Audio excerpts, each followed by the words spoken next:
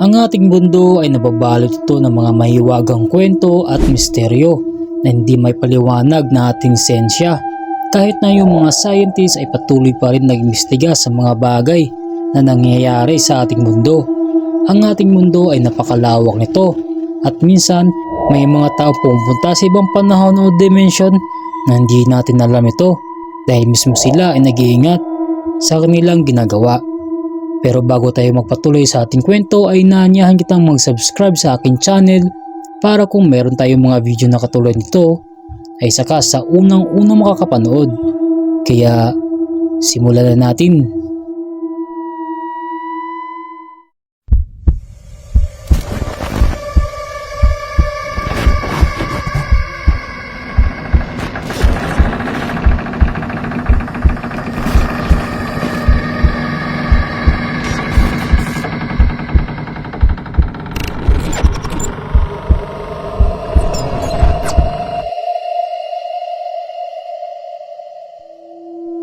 Ang mga nilalang ito ay makikita sa mga kagubatan o minsan nakitira ito sa mga bahay-bahay. Pero ang tahanan nila talaga ay sa maliblib na kagubatan, yung tipong walang talagang tao nakakita sa kanila. At alam na mga nating mga tao ang mga nilalang na ito ay makapangyarihan dahil kakaiba silang nilalang kaysa sa mga tao. At tayong mga tao minsan hindi tayo naniniwala sa mga nilalang na ito.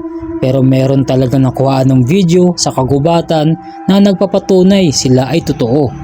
Panoorin natin ang clip na ito.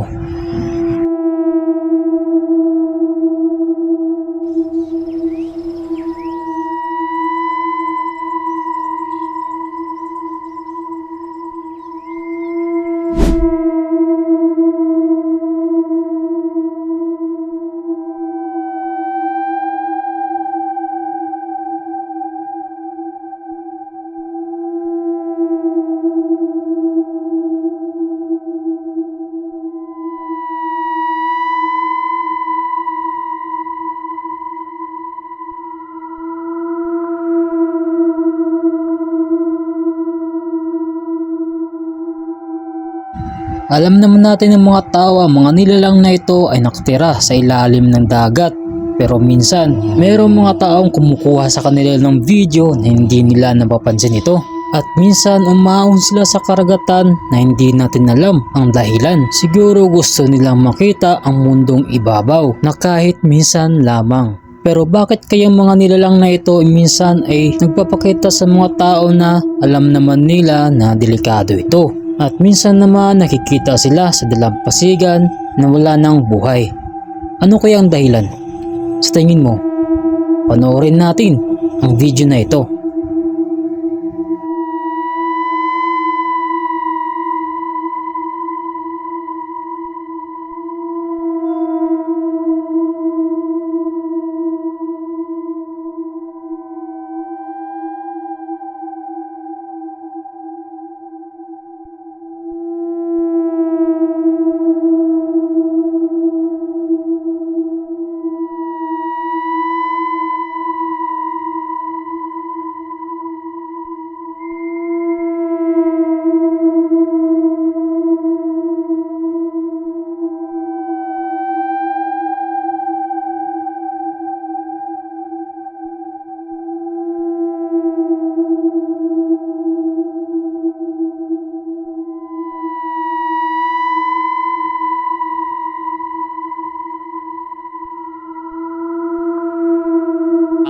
It's insanely creepy. There's quite a bit of footage, and this, to my knowledge, is relatively new. I really haven't seen this video circulating around a lot.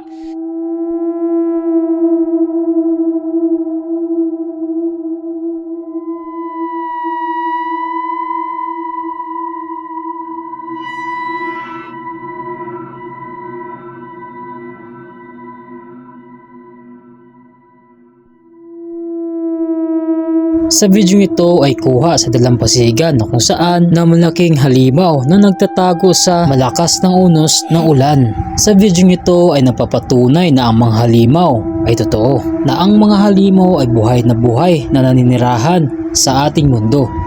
Panoorin natin ang clip na ito.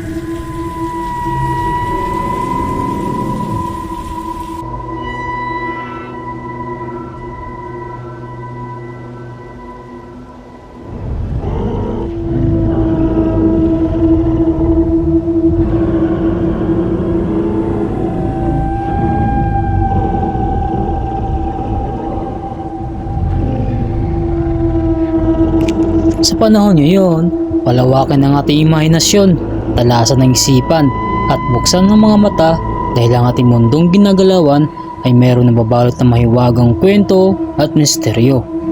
Hanggang sa muli, ito po si Treasure TV.